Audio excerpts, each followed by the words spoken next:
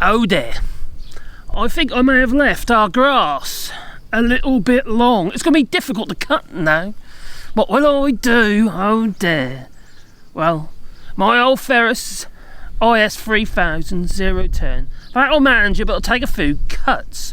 So go a little meander over there and have a look and see what's happened to that meadow, because that's what it is now. It's full of wildflowers and stuff. It's looking rather lovely. In some ways, it's a bit of a shame to cut it, really. That is. So what we'll do is we'll probably leave some areas. Anyway, let's go and have a meander and have a look. Oh, yes, Dora, I know, you little hussy. That's what you are. She's a little hussy. Yeah. Anyway, out we come. Look at them. All them lovely poppies. Oh, aren't they nice? Yeah. We've got poppies, we've got foxgloves and stuff like that. Oh, I know. A Succubex poison. Digitalis, that's what that is, yeah. Yeah, over there, see? It's a white variety. We've got some traditional, sort of more common purple varieties near the shack. But we've got a little meander up into this field, because not many people have seen this field yet. And this field here, or meadow, it actually is a meadow. So this place is called the Prix de Bouillerie. So it's yeah, and as you can see, it's a little long. I cut a path down there just so I can get down to the bottom. I just did this now, and it took about I had to go over it 3 times. So, because the machine I got is the 0-turn Ferris IS 3000, which is a great machine, but it's a finishing mower. It's not a topper or flail, and that's what we really need. We do have a very narrow 20-inch walk behind flail, but that'll take absolutely forever. It's so slow, it really is. But what it has done, leaving it, it's allowed the wildflower to seed. Yeah, and there's some quite lovely stuff in there as well. Some stellium, what they call starwort. There's quite a nice bit of starwort there. What I'm going to do is, when we cut this though, I'm going to be, how to put it, selective. I want to make sure, because I can't leave it any longer, because I'm not going to be able to cut it. If I leave that any longer, definitely won't be able to cut it. That'll start laying over. I'll be able to cut it, but it'll take absolutely ever, because it'll just lay over, you see. And then the mower will just ride over the top. And you can see what's happened with that stalky bit there sticking up. That's because it's been laid flat by the machine, and it's taller than the width of the actual, or the depth of the actual deck. So it doesn't actually get into the cutters. It just gets flattened. And that's what's going to happen to a lot of this when I try and cut it. But you look over there, you've got all the starwort over here, which is rather nice.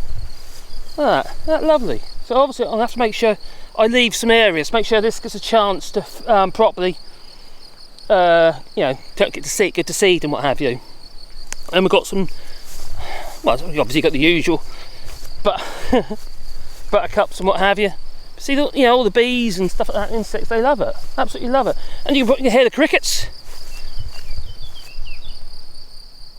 Yeah.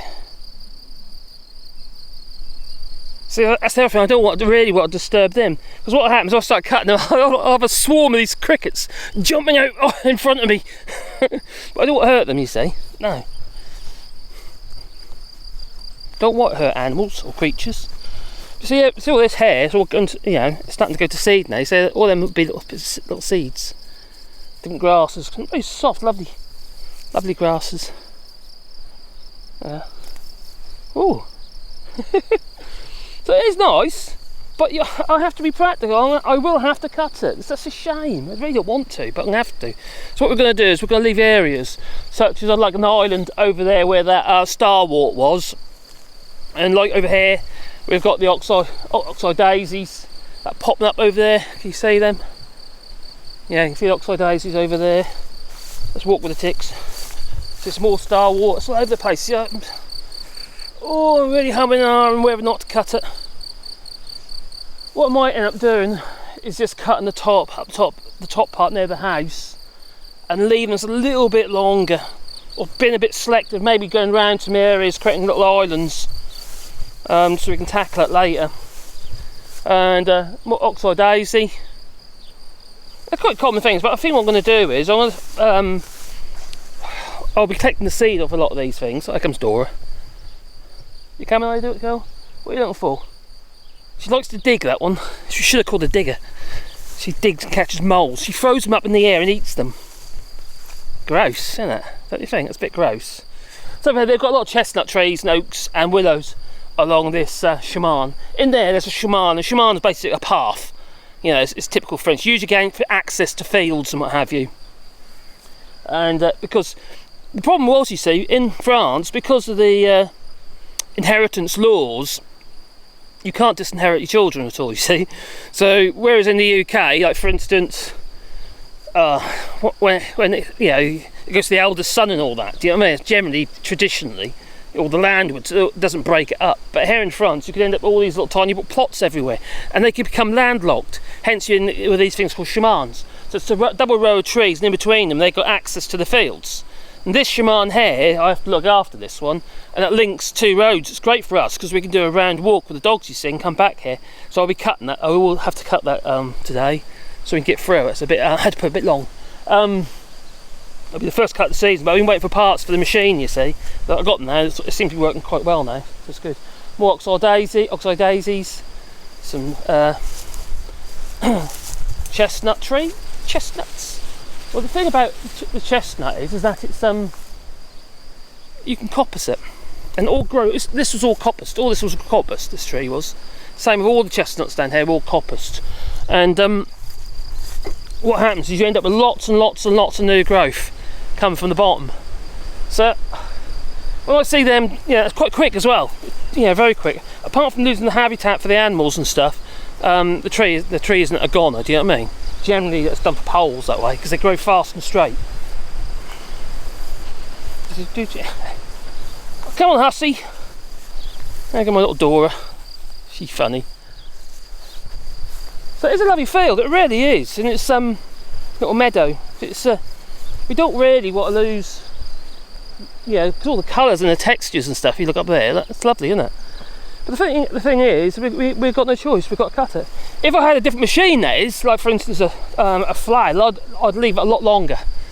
Yeah, probably sort of cut it in sort of late June instead. Make sure everything's pretty much not necessarily finished, but it's had a chance to seed, and then start again. So there's enough growth again for the winter period. But I can't do that with the machine I've got. I'm gonna have to. And I can't replace it because it costs too much money. You know, machines to cut this sort of stuff are not cheap. They really are not. They go flailing too bad. If we've got a toe behind flail, we can get one for 3,000, which isn't too bad, and toe behind the quad. So that'd be absolutely fine. That'd do it. But yeah, it's see my shack. It's an old caravan cladded with tin. It's quite handy, actually. It's quite nice in here. So yeah, that is our little meadow, and this little meadow here we will be planting trees on. Now the idea is going to be, it's going to be like a funnel. So that area up here, at the top corner here, we are going to be, pretty much most of it, apart from near the house, obviously. That'll be all trees coming down the side of the chemin. So pretty much everything on this side is a bit of cut, really, of this path I just cut. Most of that is all going to be planted up to trees, but also this corner here is all going to be trees, and it's just going to filter down, sort of like a funnel. So from the viewpoint up here, it looks wider than what it is. So that way we don't lose our views and stuff going into the distance. So we don't feel trapped, you know. It also makes nice spaces. So we can create nice sort of spaces in there as well. And it's about creating habitats, isn't it, for the animals. They need free space as well to be able to get out. If you're talking about the bats and what have you, they don't generally they don't live normally within congested forest, dense forest, because how a bat leaves its bat roost, they literally just fall and then they gain flight. So if there's anything below them, they can hurt themselves. Yeah, go down on a branch or something stupid. So they're great. Bat boxes are great under eaves of houses, or all mounted on a tree, as long as there's no branches below. So anyway, that's what we're going to do on here. This is going to be planted up for trees. There will be part of that. There is a GoFundMe link down below, which is Rewilding Project, and basically we'll plant a tree on your behalf and put a sign with the tree with your name on. That's what we've been doing. So anyway, the link for that's down below if you want to do that. And it's going to take us a few years to do this, I think. First off, we might get done in 2 years.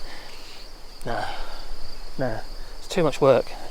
Because we've also got, I didn't mention it, but we've also, the other part of the field that's ours, the farmer uses, and the other side of those trees, we've got right down to the bottom tree line. So that won't be planted up though. quite hard to get the farmers off your land, believe you me. Anyway, there you go. That's my ramble. I quite like rambling. And we are quite fortunate living here, that we are. So you know, these lovely plants. Hibiscus, yeah, hibiscus. It has a big purple or white flower on these ones. I don't know which is which, but we've got a variety of them. And these are all done from cuttings. Got a hollyhock there. That will grow quite tall. They're a bit prone to fungus, so they get a little disease and stuff. So they're quite hard to keep on top of. And the rhododendron down there, which is not in the best position. And yeah, I suppose I better do some work and try and get on top of this mess. Anyway, you have a lovely day. So that's our plan. You're planting trees, and if you want to be part of that, just go for my link down below. Yeah. Okay. Ta-ta.